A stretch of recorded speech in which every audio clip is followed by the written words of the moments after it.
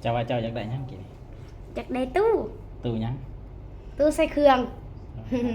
ตู้ใส่เครื่องเจ้าบ่มีใช่ปะ บ่มี โอ้ยบ่ใหายได้ เฮ็ดอะไรเจ้าคือบ่มี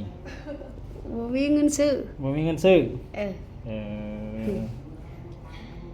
คืออยากซื้อน้ำข่อยซะ เออเจ้าเฮียนห้องได้เจ้าห้องปอหยังเจ้าเฮียน เฮาวันนึง ห้องปอหนึ่งนี่ได้อทุกคน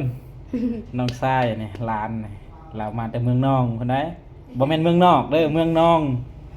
แถวเซโปนเนาะแถวชายแดนเวียดเราอยากได้ตู้นี่ตู้แบบนี้นี่เนาะเราอยากใส่ส่งเสื้อเราแล้วเฮาสิเอาให้เราซื่อๆเนาะให้เราละล่ะ